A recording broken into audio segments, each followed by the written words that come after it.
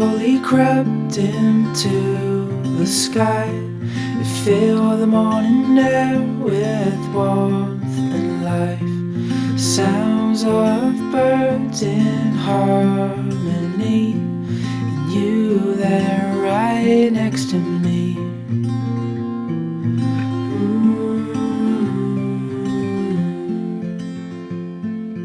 Oh, no matter where we go, oh, my heart is yours to own.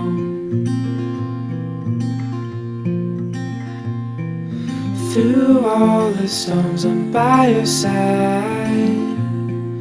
Through days of warmth, I'm by your side. Like the stars and the moon in the nighttime sky, I'm by your side.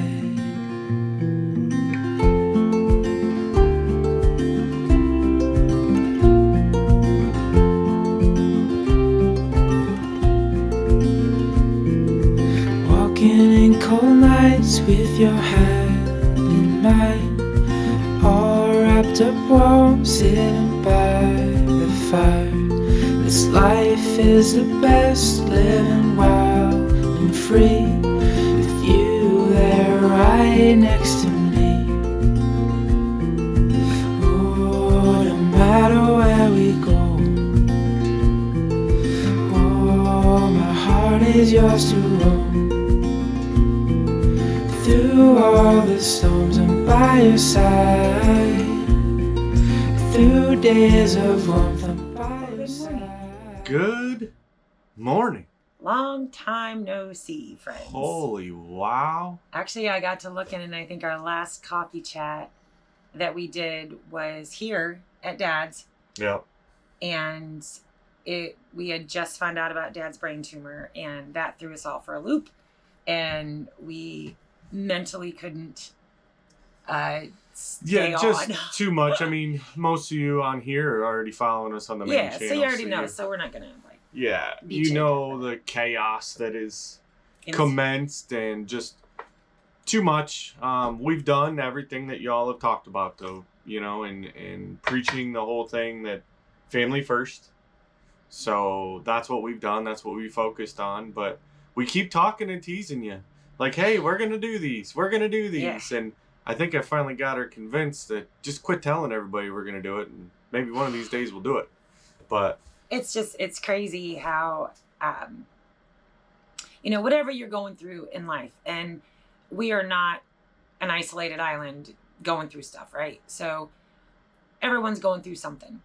And I think I can speak for a lot of us when I say that sometimes I would rather be building a house than sitting alone with my thoughts. Oh, yeah, for sure. It is more exhausting. It is depleting, and and it's a different type of thought. Like, you have to think when you're building the house or any project, really. But it just seems the mental exhaustion when you're not doing something seems to be more taxing than the physical labor of actually doing something. I told Jason today, I'm like, I need to bake. I need to spend a day in the kitchen, whatever that looks like, because I've been prepping my sourdough starter for crackers, and just trying to keep my mind and body occupied. So I thought, let's just go ahead and revisit the coffee chat channel, and I think it would do us both good to be able to talk to y'all, because I tell you what, we'd gone about 2 weeks without a video. We'd missed a live because of Dad's surgery, and then we did the pop-up live, and I'm telling y'all, you don't know or realize how important you guys are to us, and just how much better we felt. Yeah, because we've gotten in such a rhythm. I mean, we're coming up on 2 years of being on YouTube, but in our original intention is still there, right? Mm-hmm. We're recording home videos, something our grandkids that are too young to understand and comprehend it now. Yeah. But by the time they're old enough, we might be old and senile, so they get something to come back and realize that Nana and Papa weren't just them crazy cuckoo birds that they know now. Like, we were normal people back then. And but it's gained us a rhythm. And I think we need to get off I think of that. the human nature is we're creatures of habit. And I'm by nature a very, very big creature of habit. Like, when my mornings get messed up, like if Jason wakes up before me or with me, it throws my whole day off. Yeah, I've found anymore, and it's so seldom it doesn't really have to, but if there's that weird chance that I wake up before her for one reason or another, I will continue to lay in bed until she's up and done her morning routine, because it'll literally throw the entire day off. And I'm very rhythmic in that way. Yeah. And I was that way when I worked too. Exact same time get up, exact same time leave, exact same time get to work. Well, it was funny too, because I think the last time I remember I'd gotten up, I went to the bathroom, and then I came down and made coffee. And of course that was enough. She started stirring, and she's like, no, you did that backwards. I said, I did what backwards? She goes, you have to start the coffee and then go. And I'm like, well. I did. Yeah. Because you don't go potty until you start the coffee. Because we have a bun and it brews quick. But I'm also very impatient for my first cup of coffee. And so unless it's a dire emergency, always, always, always start the coffee first. Then go to the bathroom. See, and my brain works differently in the fact that even at home, like in the camper, the bathroom is before the coffee machine. And even at home, you have to go by the bathroom before you go to the coffee machine. So you stop, you get that done, then you make the coffee and keep going. But yeah, but like I said, as humans, it's our natural nature of just being habitual. Whether it's small things or large things. And sometimes, especially when you get older, you're more established in your rhythm. And you get set in your ways. And so when one little thing, I mean, I adapt pretty well. I'm just like, whatever, but. Blows my mind. It's an interesting thing, because I've always been a people watcher, like observer, and. But he's also a people person. Y'all know this. Yeah. And so being able to watch how different people function and operate, and they're not even knowing to them little nuances that they do. It's very, I don't know. It's entertaining to me. It really is. Because Well, I like to watch people too. Yeah. I mean, and I watch myself, and I know these things about myself, and I know them so well about myself that I can laugh about them now. I laugh about it, and. Oh, it's a good time. Like I said, and it's, the whole morning thing, like, yeah, I'll purposely, now it happens so seldom that I'm up before her that, it's not even really a huge deal, but it's something that we get to look at even now. Like, it's not even hey, we'll look at this later on and we'll laugh and giggle. Like, we laugh and giggle at it now. Like, it's, but that's part of the life too, where everything's throwing you 9 million different curveballs. Mm-hmm. And which direction do you go, and which there's path? Always one. And just seeing how your reaction is to it, and not overreacting, but reacting enough to. Yeah, I mean, we went into 2024 strong. Like, we were like gonna conquer the ridge, and we had all these plans, and mid-January those plans just got poofed, so wait, well, yeah, her ears must have been ringing. We were just talking about her. She just tried calling you. But we've literally gotten very, very little done in 2024 that we wanted to. And yeah, it's easy to get down about it. Well, especially I think now looking that we're going into December. Is today December 1st? It is. We are in December. Yeah. Yeah. So I guess it makes sense that I'm like reflecting back on my year, as probably all y'all are too. And did you accomplish your goals? Did you not accomplish your goals? And well, and I think that that's that reminder that we all have to give ourselves some grace in knowing that there's things, you know, that are going to pop up that we didn't plan for, right? We didn't plan on spending a whole lot of time in Tennessee. No, we've enjoyed being closer to family. Oh yeah, absolutely. And those types of things. Like, we are super grateful, don't get us wrong, that we're even afforded this opportunity. I was actually just talking to Dad about it yesterday. Was, you know, every day he says how grateful that he is that we're here. He is super grateful we're here and being able to help him out, and just the time.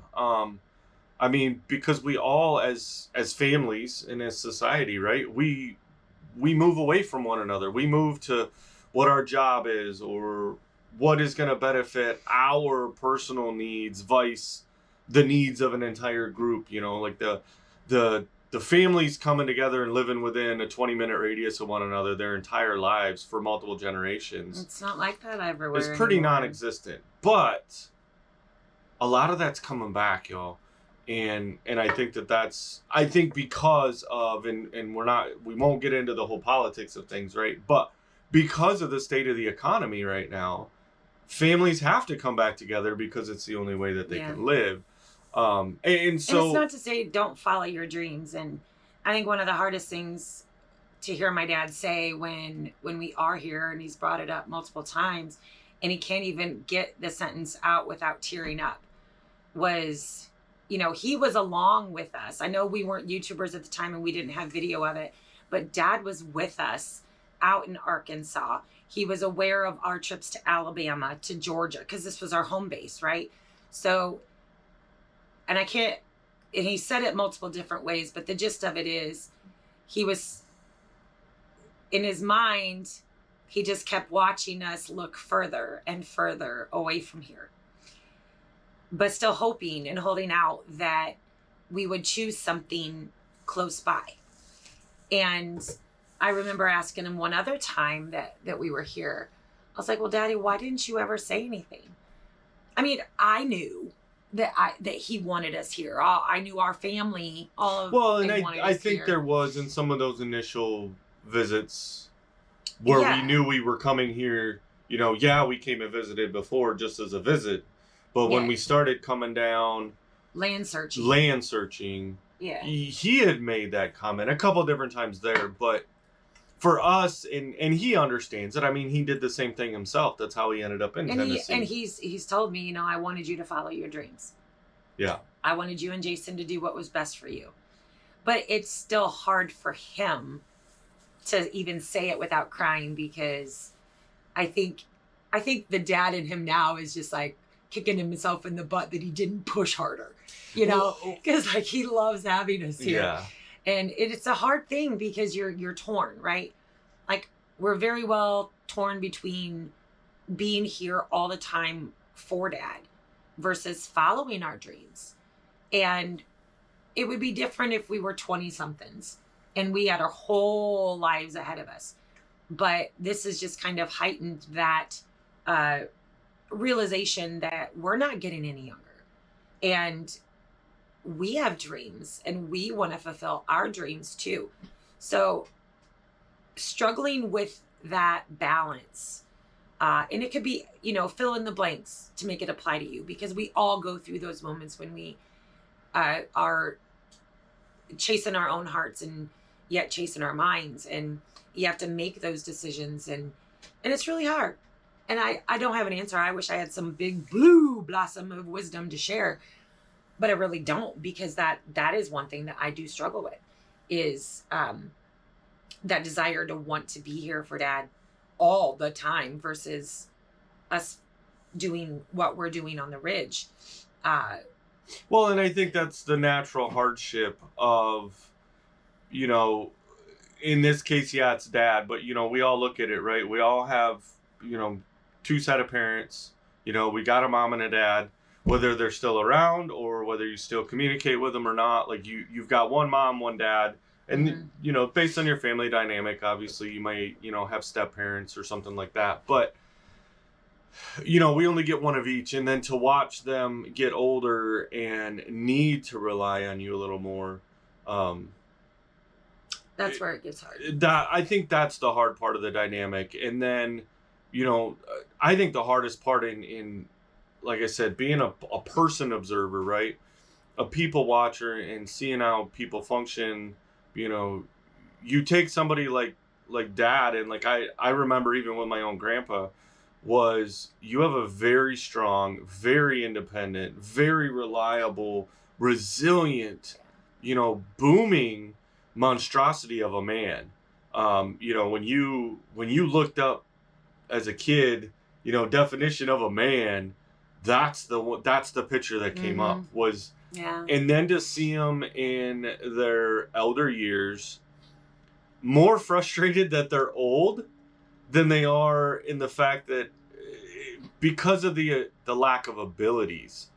And just, I think it boils down to just not being able to do the things that you used to do when you were younger, know? And I think that's what it boils down to. And we know that, and we experience that even at our ages. I'm 51 now. And you're what, 29? Yes, 29. That's what I'm gonna go with, guys. Yeah, but you're 45 now, right? 44. 44. I'm trying to get him closer to me, but yeah. But with that being said, you look at a lot in. I think the hard part in Dad's this situation with Dad right now is the perfect example of the reason that he's lived. Like medically, there's no medical reason he's alive. Yeah, he's doing great. But he's doing amazing because he's had that drive and that resilience and that what we like to just automatically default as stubbornness, right? But there's something to be said about being stubborn in it, and fighting. He wants to just get up and go, and he gets aggravated that he can't. But part of it is also knowing and realizing that, okay, you might not be able to do everything in that same 24-hour period that you did 20 years ago today, but you could still do something. And I think that's what's kind of even for us, that's where we're struggling here physically. Oh gosh. I'm really, I can't handle sitting around, but yes, we could go, visit Aunt Willa, we could go shopping, we could go thrifting, but that defeats the point. I mean, yes, we have done those things twice. Yeah. Well, and not even all days, but our point in being here is being here for Dad. And, there's been a lot of med changes. So I'm taking care of all of those. He's on steroids, so that increases his blood sugar. So I'm dosing him with insulins. And, so a lot of those things, but it's not an all day thing. But I can't be gone all day either. So but the sedentary lifestyle, and this was a lot of the reason why, while we were snowbirding for those several years before we retired, that's when we realized we can't snowbird full time, or we couldn't travel in an RV full time. We both gained weight. We were pretty much very unhealthy because I wasn't able to grow our own food. And this was our experience, y'all. Don't get down on those that do RV full time because their lives are probably completely different. But for us and how we thrive when we are out working, because those are our passions. The ridge is our passion. Yeah. And so this reminds me a lot. The being outdoors and I think that was something that we did. We talked a lot because before we bought the homestead and we started, even before we started snowbirding. And for those of you who may not know what the term is when you live up north and in the winter months, they call it snowbirding. When you go down south where you're chasing the warmer weather. Chasing the warmth. Yeah. But when we were snowbirding, one, yes, it was to get out of the colder weather, but two, it was to find where did we want to settle in the South for our full-time living. Mm-hmm. But up until we switched to that mentality, we were going to full-time RV. Yeah. We were going to live on the road. And and I think that, because we do watch still and have friends that are full-time RVers. And we loved our time doing it. We just realized for us. Well, and you have to preset a mentality. of what you're gonna do. Like we went just We're to not look. getting it done. Yeah, we went looking for property of an area that we wanted to live in.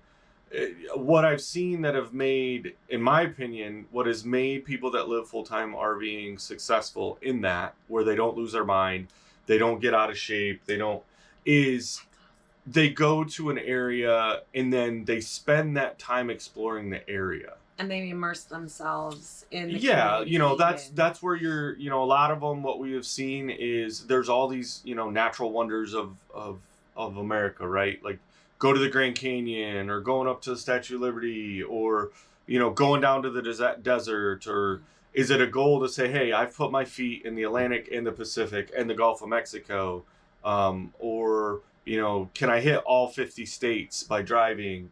Which we know you can't because there's one that you gotta fly to. But, it's one of those that you've got to be prepared. So to go, like for us, we just found that because of just the drive time alone, we would be so exhausted from being on the road that by the time we got set up with camp, did all that, it was like, okay, now we're going to sit down for the rest of the evening. There was, occasionally we'd get up and go do a walk, but that was a couple days afterwards. So I think the only time we did immerse ourselves in the community was when we came to Arkansas. I mean, short of our time in Corpus Christi, we did have fun. That's where we met some amazing friends of ours over at Sold on RV Life, Laura and Oli, and we're still friends to this day. So it's not like we didn't do anything while we traveled. Yeah. But when we first came to Arkansas, we actually thought we were going to be in the Shirley Clinton area.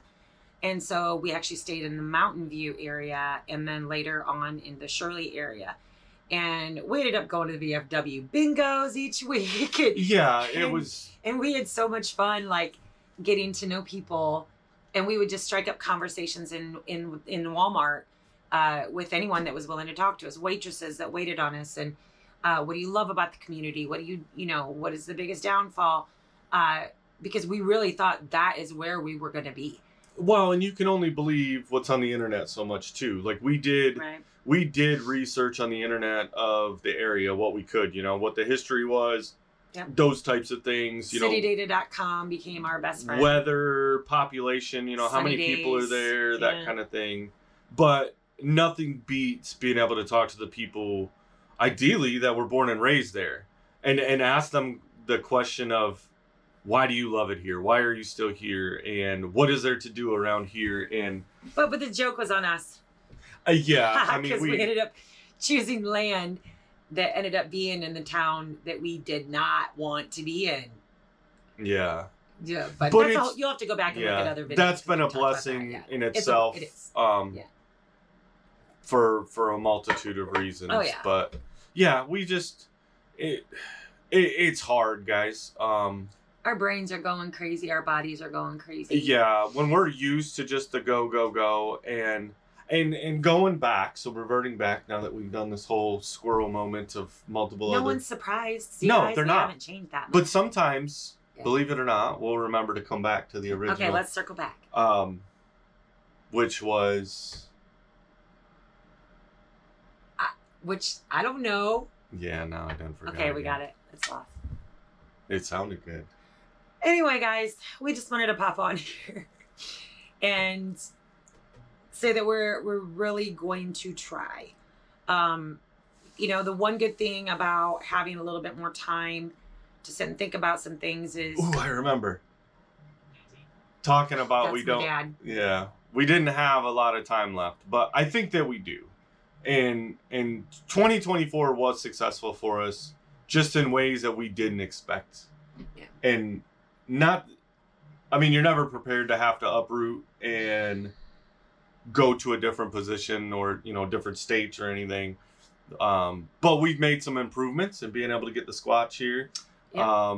You guys are getting sneak peeks of some things. And learn some lessons on, what we need to do, what we need to survive. And honestly, I think it's gave both of us a stronger drive to finish things on the ridge. Mm-hmm. But it's more importantly, it's gave us a better direction of us wanting, ultimately the ridge, right, is for us to be self-sustainable. But more importantly, knowing that we're not getting any younger, is to age in place. Yeah. And those are the things that we're realizing, especially being here at Dad's, where the terrain and the land is very limiting for a limited mobility person. And that's why I'm looking forward to the cabin site. And yeah. Oh yeah, but it's us being here. Like, we've got ideas for the channel. We've got ideas for the log cabin. We're doing a lot of conversing about different plans, and so there's that. There's a lot more time for dialogue. But we just want to thank you guys for sticking here with us. Y'all, very few are probably even going to see this because it's been so long since we put out a video that the algorithms are probably going to be like, phooey on you. So I don't know, but we're going to make a concerted effort to come back and at least give you guys little updates here and there. And I don't want it to always be about our time here in Tennessee. I want it to be just us, normal. And yeah, and the whole premise on this channel is just for us to get on, vent, talk about whatever's on our mind that morning or that day, and that's what it's going to be. It's the random thought shenanigans. That was maybe we change the channel name to Random Shenanigans of Our Brains. Or no, we're not doing that. So unless it needs to be said, I'm going to park anything with Dad right here, and short of us letting you know when we're coming back, that'll be it. Because I need y'all to help me focus on other things. So let's go there.